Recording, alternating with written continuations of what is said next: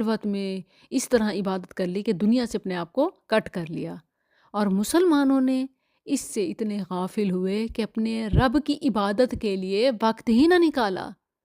جبکہ نبی صلی اللہ علیہ وسلم کی سنت میں سے بھی یہ ہے کہ گوشہ نشین ہونا، اعتکاف اس کی ایک عمدہ مثال ہے، اور اسی طرح تنہائی میں اپنے رب کو یاد کرنا، یہ بڑی شان کا مقام ہے۔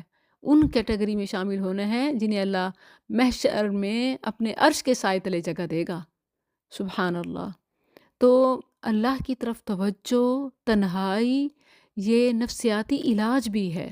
تدبر، تفکر، تہنس، دنیا کی رنگینیوں سے ہٹ کے اپنے رب کے لیے تھوڑا وقت نکالنا، یہ نہیں کہ مکمل دنیا سے کٹ آف کر لیں اور بس ایک گوشہ اختیار کر لیں، نہیں، بلکہ دنیا میں دین کے مطابق رہنا اور گزارنا ہے۔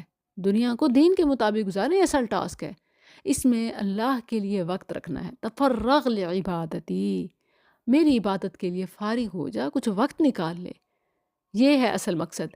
اور جو اس طرح غور و خوض میں رب کے ساتھ تعلق، وہ دل کے گوشے میں اس کا کنیکشن رب سے جڑا رہتا ہے، قلبہ معلق بالمساجد، نماز کا انتظار، رب سے گفتگو، اس کے کلام میں غور و فکر، اور اس کے لیے اس نے اپنے 24/7 میں ایک ٹائم پیریڈ رکھا ہوا ہے، یہ مقصد حاصل ہے۔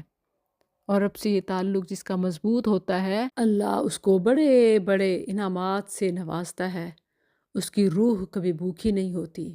یہ نفس کا تزکیہ ہے، خاص طور پر جب قرآن کے ذریعے سے وہ ایک رابطہ ہو، جیسے آپ قرآن کلاس میں ہیں، آپ بالکل خاموش ہیں، اللہ کی آیات سنائی جا رہی ہیں، ذہن اسی کی طرف متوجہ ہیں، تو یہ مقصد حاصل ہے۔